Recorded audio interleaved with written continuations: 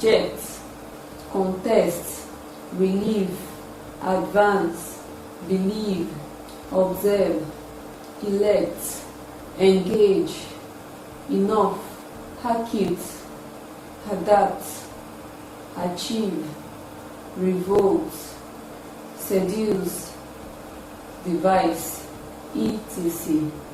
If the second syllable is a prefix, then the first syllable will carry the stress. Examples: dialect, teacher, shower, master, plenty, shoulder, marker, pleasant, saxon, shuttle, etc. You discover that all these examples have their stress marker, stress pattern on the first syllables, while the other syllables, which are prefix suffixes, are not stressed. In words that have the same spellings but function as both noun and verb, the noun will have its stress on the first syllable, while the verb will have its stress on the second syllable.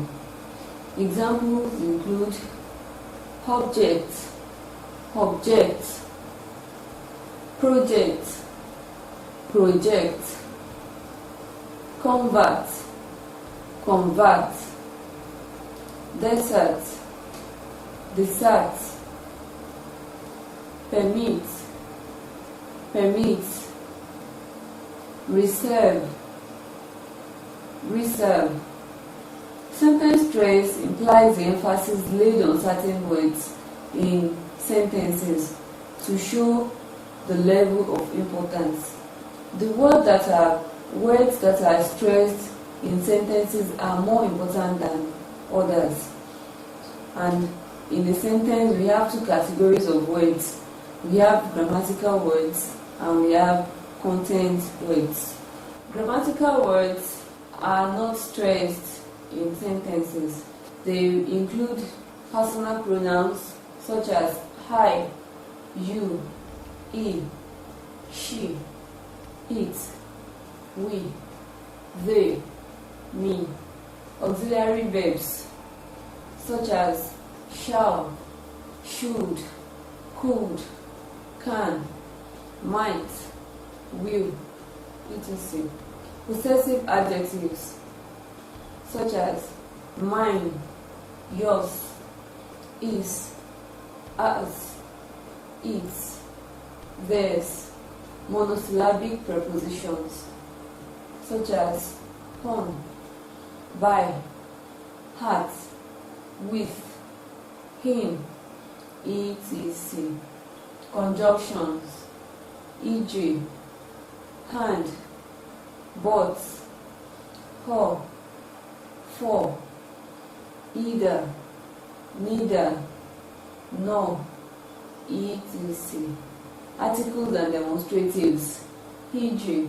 hey, han, the, some, any, this, etc. Content words, on the other hand, has to do with the words that are more important in sentences.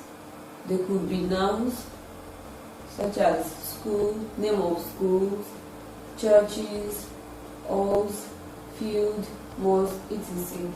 They could be main verbs such as go, come, sit, jump, fly, etc. They could be adjectives such as ugly, handsome, beautiful, plenty, few, etc. They could be adverbs such as gently, slowly, hastily, sluggishly, etc. They might also be negative markers such as none, not, and so on. Intonation is the rise and fall in the pitch of the voice to indicate whether a sentence is a question or a statement or a request, an exclamation, or even a command. It reflects the attitude, the mood, the feeling, of the speaker. There are two types of tune. We have the falling tune and the rising tune. The falling tune first. The falling tunes are used to express declarative statements. Example, the English teacher is around. The earth is spherical. He loves his first child. I have completed my assignments. I ate rice and plantain. These are declarative statements, hence we use falling tone for such. Imperative statements. We use the falling tone to express imperative statements. Examples: ensure you brush your teeth before you sleep. That's a command. You may leave the class now. Keep your things in your bag. Do the right thing at the right time. Give me the key to your room. So these are imperative statements that attract falling tune. Questions. We also use the falling tune to express requests, to make requests. Examples: what is the color of your car? Where do you live? Who broke the mug? Why did you arrive late? Whose bag was found on the field? So all these are expressed using falling tune. It's also used to express exclamations. Examples: hooray! My dad clocks 60. Yummy! I enjoyed the meal. It's Christmas. Cheers! Hooray! I made it. Then we have congratulations on your wedding anniversary. These are exclamation sentences that express emotions, and so it attracts falling tune. It is also used to express the last alternative in alternative questions. When you have two alternatives in a question, then the last alternative will be expressed using falling tune. Examples: would you like to take your bath now or your breakfast later? The first alternative is take your bath now. Then the second one is have your breakfast. So have your breakfast will be expressed in falling tune. Will you take color red or go for color blue? So go for color blue will be expressed in falling tune. Should I stop at the grocery store or at the supermarket? The second option or the second alternative carries the falling tune. May I come with you or stay behind? And the last one we have: do you prefer dancing to singing and acting? Rising tune. Rising tune is used for polar questions. Polar questions are questions that require yes or no answers. Examples: were you there when it happened? Have you seen your teacher? Did you miss the school bus? Can you help me with my assignments? Do you mind a glass of water? So these are questions that require yes or no, and they are expressed with a rising tune. It is used to express polite requests. Examples: could you please come? May I have a stick of broom? Would you come along? Are you ready, please? Do you care for coffee? And so on. Rising tune is also used for the first alternative in alternative questions, just as we have in the falling tune, where we said falling tune could be used for the second alternative in an alternative question. In rising tune, you use rising tune for the first alternative in an alternative question. So we are using the same examples we have under falling tune.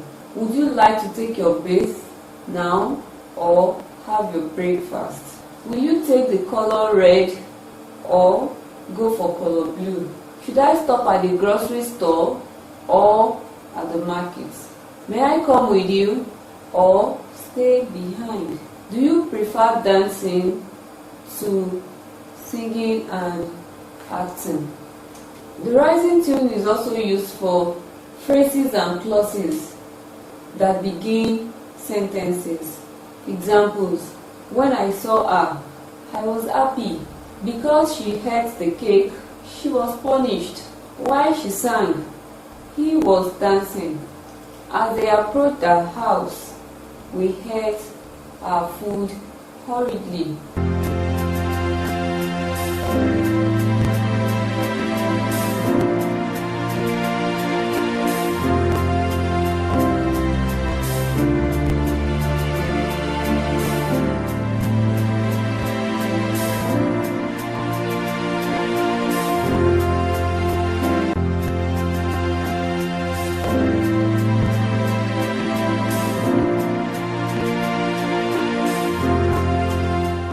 Punctuation marks.